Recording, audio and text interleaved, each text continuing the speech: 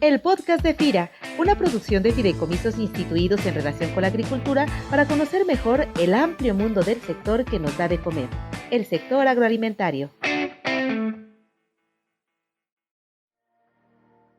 Hola, ¿qué tal? Esperando que estés iniciando con salud y energía tu semana de trabajo, te saluda Cecilia Arista en una nueva emisión de nuestro podcast institucional, esta herramienta de comunicación en FIRA en donde buscamos llevarte información útil para poder comprender mejor muchos de los aspectos que afectan e influyen la dinámica del sector agroalimentario en México. Y uno de esos aspectos, como sabes, pues es el acelerado desarrollo de la tecnología en todos los ámbitos.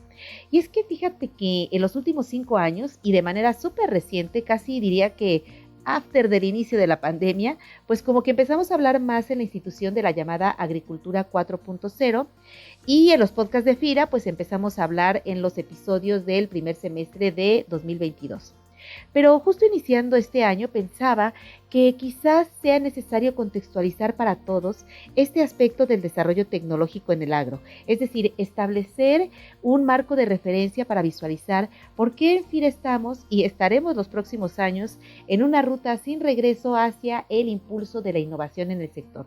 Innovación que viene aparejada, por supuesto, con los cambios tecnológicos que estamos comentando.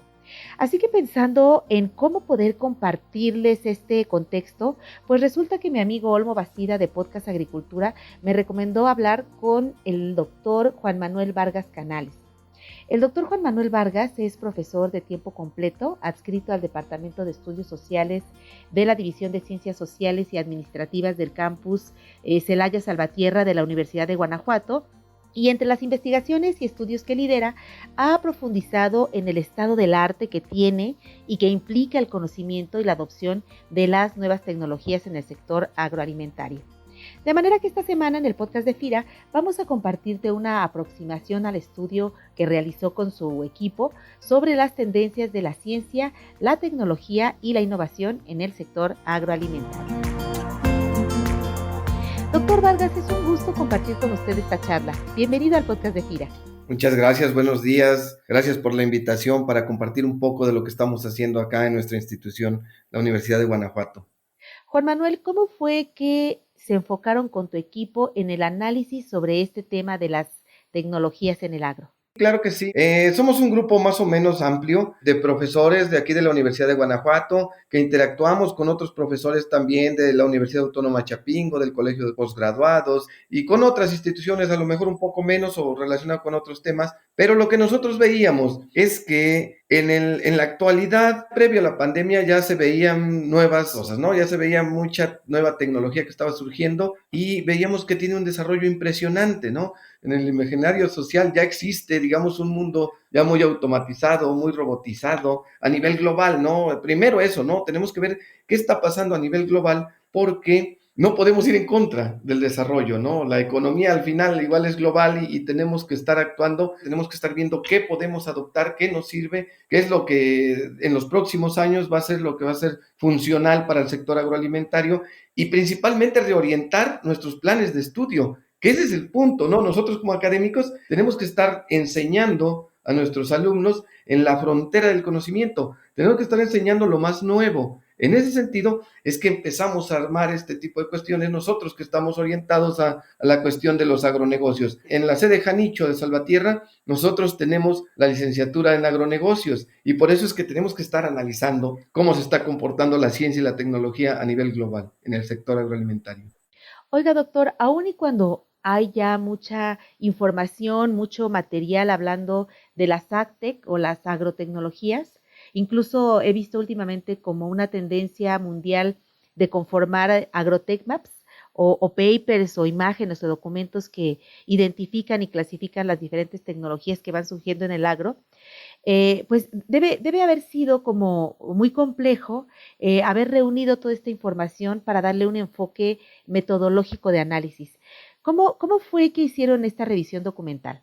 Hay muchos métodos. Cuando nos enfrentamos a escenarios de este tipo, lo que generalmente se utiliza es una revisión sistemática de literatura para trabajar lo que se le conoce en el ambiente académico como el estado del arte. Todo ese marco teórico que revisamos lo tenemos que hacer con una metodología que implican un análisis masivo de datos, tiene uno que analizar miles de información de la que está surgiendo, porque en la actualidad se genera mucho desarrollo científico y tecnológico todos los días, ¿no? Entonces, esa revisión sistemática, nosotros utilizamos también, por ejemplo, la base de datos científica de Scopus, porque es considerada la más completa a nivel mundial. Adicionalmente, también para hacer investigación se ha desarrollado la tecnología. Existen muchos softwares que nos permiten, digamos, metabolizar todo ese mundo de datos, ¿no? Nosotros utilizamos uno que se llama Bosbigware, que nos permite hacer ciertos análisis e interpretar, agrupar campos científicos, identificar tendencias, y utilizamos ese que nos dio mucha facilidad o mayor rapidez para poder, digamos, obtener información sólida y más o menos clara sobre lo que está pasando en el desarrollo de la ciencia. Y bueno, ¿qué fue lo que encontraron? ¿Cómo está incidiendo la tecnología en el sector agroalimentario? Bueno, primero, ¿cómo está incidiendo la tecnología en el sector agroalimentario?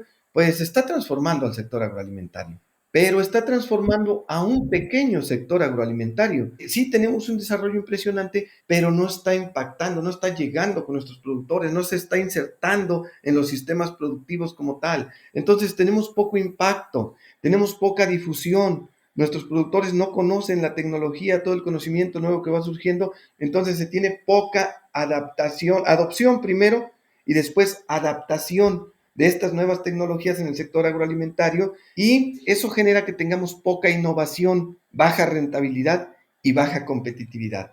Hay un segmento del sector que sí se beneficia, es la parte agroexportadora de México, ¿no? Son los grandes productores que son los que tienen acceso y tienen la capacidad de compra, digamos, de este tipo de tecnología. Ese es el asunto. Ahora, el estado actual de la tecnología en el sector agroalimentario indica que estamos avanzando muy rápidamente a una obsolescencia tecnológica. La maquinaria y el equipo que tenemos en el sector agroalimentario no se está renovando, sobre todo el grueso de la población, ¿no? Porque si tenemos los que están exportando y toda esa parte, sí están renovando, están innovando, están introduciendo nueva tecnología, pero lo fuerte de la población del sector agroalimentario no tiene esa capacidad, ha ido perdiendo a través del tiempo esa capacidad. Doctor, en su investigación parten de estudiar el estado tecnológico actual, identificando cambios y tendencias de las nuevas tecnologías en el agro. ¿Cómo agrupa las tecnologías desde sus campos científicos para estudiar su impacto y relevancia? Tenemos varios, tenemos uno que es el que inicia, digamos, con todo esto de las nuevas tecnologías, pero está, por ejemplo, ahí el campo del mejoramiento genético, de la biotecnología, pues ese es un campo científico que se está abandonando prácticamente, está quedando rezagado, no se abandona, se sigue haciendo investigación, pero el dinamismo, crece un dinamismo más lento que, por ejemplo, otro que es el más fuerte que tenemos ahorita, el de los sensores. Se está realizando muchísima investigación en sensores, porque es el futuro. En el futuro se prevé o se está vislumbrando, va a estar determinado por el uso masivo de datos e información. Otro campo científico que surge por ahí es la cuestión de los drones. Los drones igual ya está utilizándose prácticamente en todo el mundo, incluso es más eficiente y más económico que usar otro tipo de tecnologías, ¿no? Pero ya está surgiendo por ahí la cuestión de la agricultura inteligente, que habla de todas estas cuestiones de los invernaderos, por ejemplo, altamente automatizados, medianamente robotizados, y que eso ya es muy plausible en México, en distintas áreas, a lo mejor unos cuantos productores, pero ya está en México. ¿Qué surge que se está utilizando por ahí? Pues ya se habla de la inteligencia artificial, el big data, todo ese tipo de cuestiones, ¿no? Del conocimiento autónomo, la toma de decisiones en tiempo real basados en toda ese uso masivo de datos, ¿no? También está toda esta cuestión de las aplicaciones, de los mercados, igual vinculado a plataformas de comercio agroalimentario, digámoslo. E incluso ya se empieza a subastar. Esto no ocurre todavía en México, esto ocurre, por ejemplo, en Corea, en Asia, tienen algunos ejemplos interesantes, de tal forma que cuando llega al momento de la cosecha, mi producción está vendida. Está la cuestión del monitoreo de vegetación. Eso generalmente se utiliza para monitorear cambio climático, deforestación, degradación ambiental. Ese es otro campo que está por ahí, que igual es de los que inició. Juan Manuel, y para poder adoptar estas tecnologías, ¿hay, digamos, algún como inventario de capacidades tecnológicas en el sector? No tenemos un inventario como tal. Miren, lo que pasa es que las capacidades tecnológicas es un concepto bien interesante. Las capacidades tecnológicas se están conceptualizando en la actualidad como la capacidad que tiene un país, una región, una empresa o una persona para hacer un uso efectivo del conocimiento, del desarrollo científico y tecnológico. ¿Por qué? Pues tenemos un productor que puede tener acceso a Scopus, la base de datos más grande del mundo, pero no sabe leer, no tiene capacidades, ¿no? Entonces, no tiene capacidades para hacer un uso efectivo de la ciencia y la tecnología y generar innovación. Porque, ¿qué es la innovación? De forma muy clara y muy sencilla, todo cambio basado en conocimiento que genera valor. O sea, que me genera rentabilidad, que me genera competitividad, que me genera bienestar. No solamente voy a cambiar mi tractor, la innovación tiene que generar rentabilidad, competitividad, bienestar en general, ¿no? ¿Cómo analizamos las capacidades tecnológicas de México? Ah, bueno, pues se analizan cuántos patentes tiene, cuántos artículos científicos tiene, cuántos libros publica al año o a través del tiempo, ¿no? Cuántos profesionistas tiene al año, cuántos egresados están entrando al sector alimentario al año, ¿no? Entonces, de esa forma, de una forma muy macroeconómica, se intenta analizar las capacidades tecnológicas que tenemos como sector. El detalle es que esto se habla mucho, pero no se conoce como tal. O sea, no tenemos claridad. Cuando surge una nueva tecnología, mis capacidades tecnológicas se ven disminuidas. ¿Por qué? Las capacidades tecnológicas las tenemos que estar, digamos que, generando, gestando y manteniendo de forma constante, porque los cambios son muy fuertes, ¿no? Entonces, con esta onda de las tecnologías digitales, pues, ¿quién tiene capacidades tecnológicas? Tenemos que desarrollar esas capacidades tecnológicas y tenemos que estar, digamos que, siendo muy resilientes y estarnos adaptando a estos nuevos cambios y estos nuevos escenarios, ¿no? Por eso es que debemos mantenernos constantemente actualizando, capacitándonos en todo lo que está surgiendo como nuevo, pues. En ese sentido, ¿qué se necesita para que la ciencia y la tecnología se vayan convirtiendo en innovación aplicada en el sector agroalimentario y puedan detonar o impulsar esas capacidades tecnológicas en el sector? Miren, esta es una cuestión medianamente difícil de contestar, pero tenemos que empezar a hacer cosas, ¿no? Tenemos que empezar a pensar en algo. Primero tenemos que empezar por varios puntos. Primero que sea útil, que resuelva problemas, que satisfaga ciertas necesidades y que se evalúe. Previo a difundirla se tiene que estar evaluando que esté funcionando en nuestro sector, sobre todo porque es un sector que difícilmente adopta tecnologías, ¿no? Posteriormente, necesitamos en México un programa fuerte de difusión y divulgación de la ciencia. A través del tiempo nos hemos ido volviendo más ignorantes, no identificamos el papel que tiene el desarrollo científico y tecnológico de un país, incluso la educación no se valora tampoco. Entonces, por eso tenemos que cada vez tenemos mayor índice de analfabetismo o de gente que concluye una licenciatura y cuestiones de ese tipo, porque ha perdido popularidad la idea de que la ciencia y la tecnología nos beneficia. En otros países existen este tipo de cuestiones, programas fuertes de difusión y divulgación de la ciencia y la tecnología, porque entienden el valor que tiene que su propia población lo conozca, que sepa, que se apropie de ello, porque tenemos el conocimiento, pero no me apropio de ello, ¿no? Entonces, necesitamos programas serios de comunicación pública de la ciencia. Este tipo de cuestiones que estamos haciendo ahorita es bien interesante porque va orientado a ese público y tenemos que nosotros, igual como académicos, tenemos que salir de las aulas, tenemos que estar allá, tenemos que estar viendo. ¿Cómo podemos vincular este conocimiento que ha venido generando con su equipo con lo que hacemos en FIRA para apuntar hacia un desarrollo de estas capacidades tecnológicas?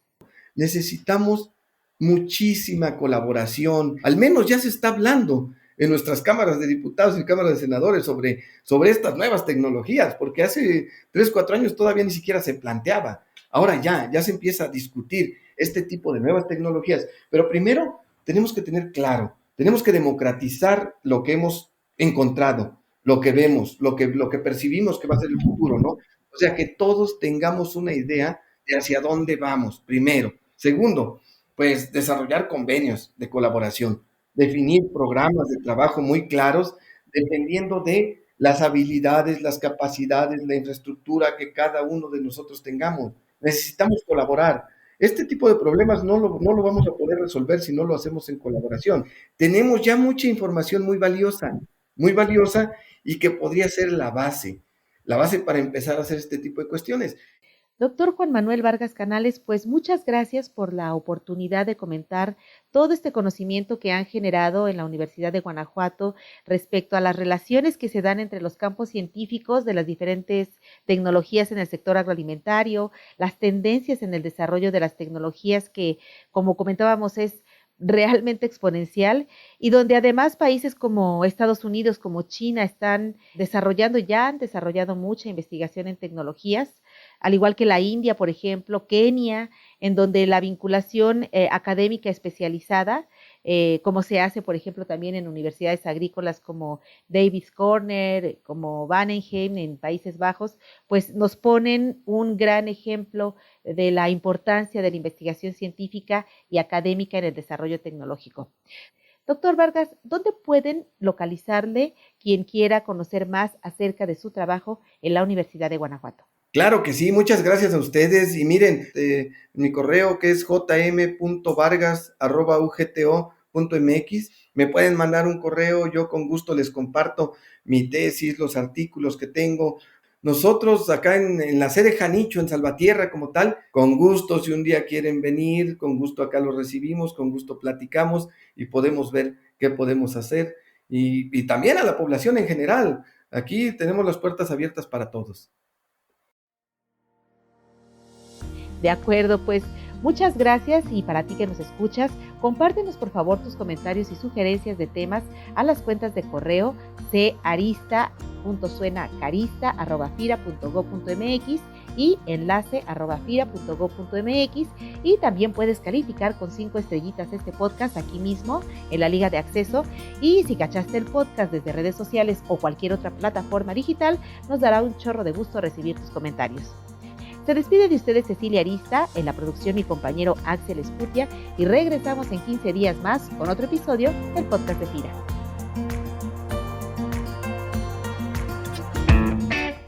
El podcast de FIRA, una producción de fideicomisos instituidos en relación con la agricultura para conocer mejor el amplio mundo del sector que nos da de comer, el sector agroalimentario.